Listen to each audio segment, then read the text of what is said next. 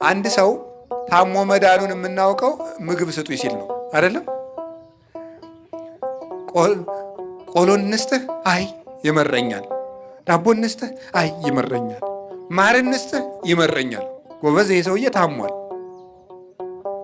ከዛሳ ስንቸገር እንደው ምን እናምጣለን? ምንም።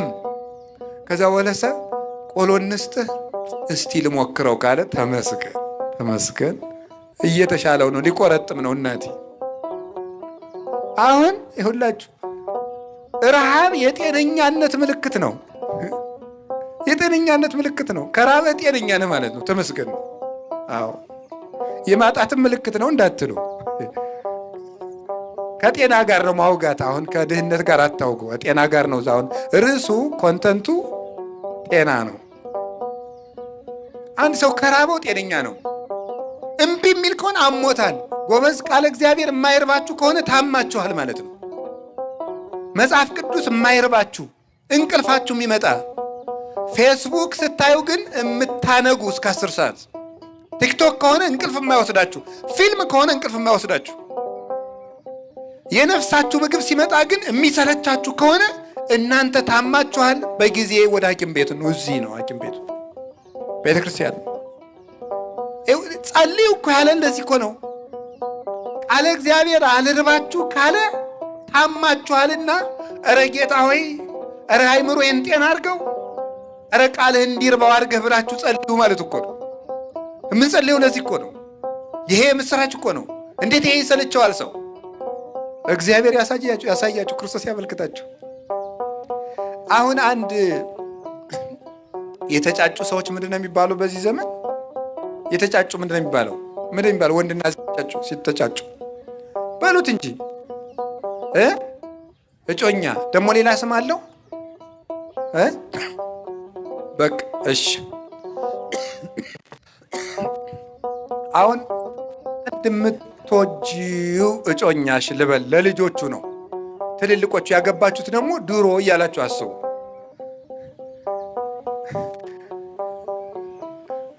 እንዴት ሰንብተሻል ወዘተርፈ ብሎ ደብዳቤ ቢጽፍ ማን የላከው ቢባል፣ በታክሲ እየሄዳችሁ ቢሆን ሰው መቼ ወርዶ አልቆ እስከማነበው ብላችሁ አትቸኩሉም? መቼ ቤት ደርሼ ባነበውኩት አትሉም? ትላላችሁ ተብሎ ይታሰባል። ጥናት ያስፈልገዋል። ወንዱስ ፍትሐ ነገሥት አንቀጽ 24 ነው። በደብዳቤም በሰውም ማጨትም ይቻላል። እዚያ ነው ያወቅኩት። ገብቷችኋል? ሰው ደብዳቤ እንደሚጻጻፍ ቤተክርስቲያን ትነግረናለች። ስለዚህ ሴቷ ደግሞ እንደው ገሌ ደህና ነህ ሆይ፣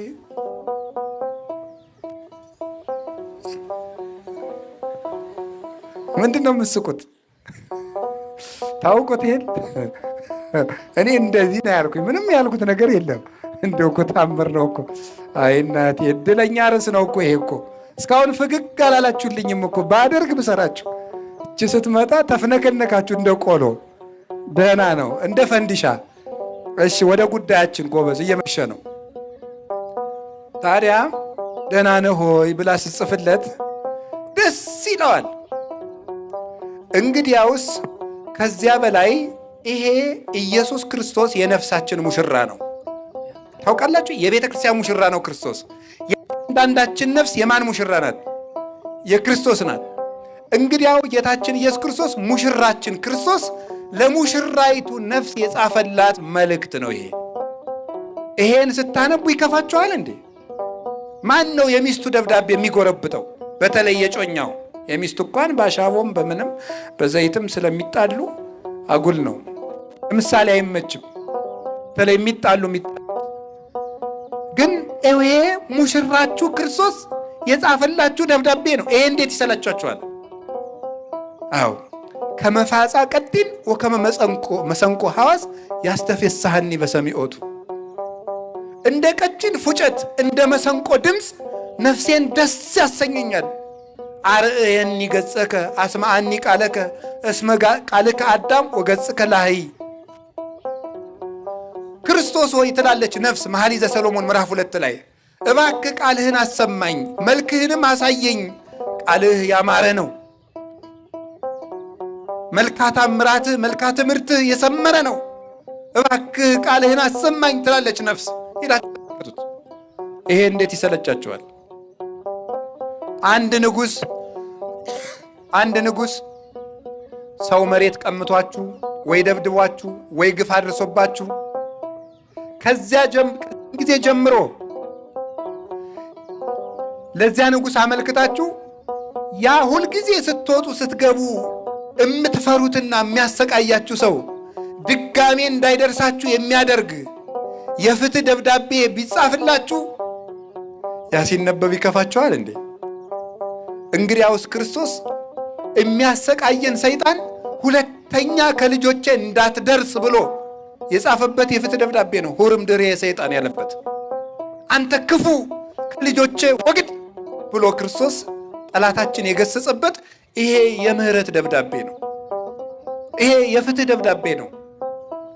እንዲያውም ፍትህ የሚል መጽሐፍ አለው። ፍትህ ነው የሚባለው። ፍትህ የሚባል ጀስቲስ የሚባል መጽሐፍ አለው እና በጣም አሰልች መጽሐፍ ነው።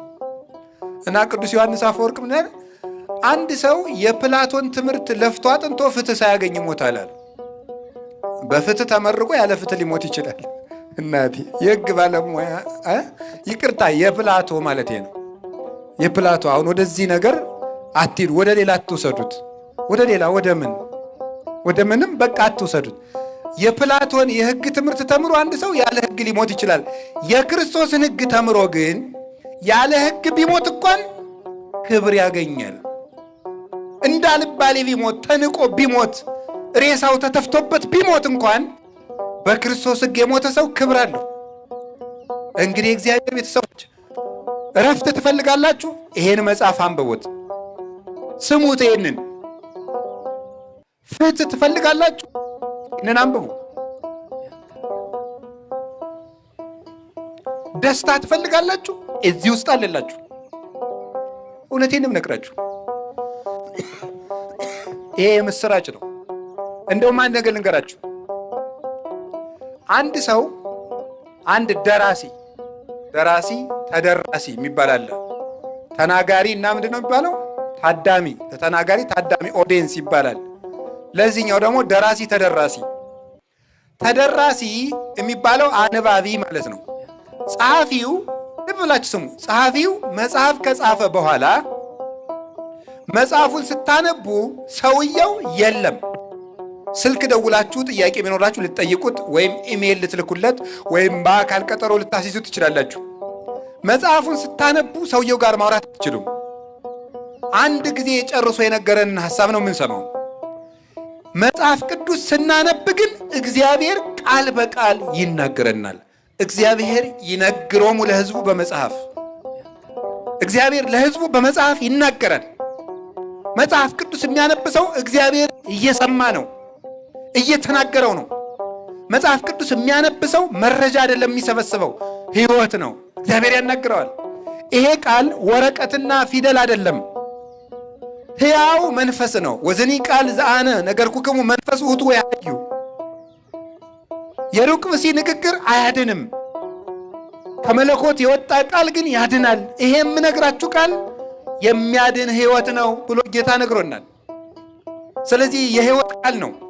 እጅን ታጥቦ የሚያነቡት፣ ተረጋግቶ የሚያነቡት፣ ስልክን ዘጋግቶ የሚያነቡት፣ አይምሮን ሰብስቦ የሚያነቡት፣ ጊዜ መድበው የሚያነቡት፣ በተቀደሰ ክፍል ሆነው የሚያነቡት ልዩ የሕይወት ደብዳቤ ነው፣ የሕይወት መጽሐፍ። ስለዚህ ወንጌል ጸልዩ። 1 2 3 ይሄ የቃሉን ትርጉም ይዤ ነው። ወንጌል የምስራች ነው። ክርስቶስን መምሰል ተሰጥቷቸዋል። እንኳን ደስ ያላችሁ። እውነቴን ነው የምነግራችሁ። ክርስቶስን መምሰል አንዳንድ ሰዎች ሀብታም ሲያገኙ ተጠጋግተው ያንተ ልጅ ነኝ አሉ ይላሉ ይባላል ነው ሰምቼ አላውቅም። ሀብት ያለውን ሰው ያንተ ልጅ ነኝ አሉ ይላሉ። እንዲያው ኧረ እኔ ያንተን እናት አላገባውም ቢል እንኳን ትምህርት ቤት አብራችሁ አልተማራችሁም ማለት ሁሉ የሚያምረው ማለት ነው አለ። የሰው ሀብት ለመውረስ አለ ይባላል ነው እንግዲህ እኔ አልሰማሁም። የእግዚአብሔር ልጅ አይሰማችሁም? ይሄ አይሰማችሁ ማለት እስከ ውስጥ አይሰማችሁም? የእግዚአብሔር ልጅ የሚለው እንዴት ደስ እንደሚል የእግዚአብሔር ልጅ። ይሄን ነው ሀብቱ የማይወረስ ጌታ ልጅ ሲያደርገን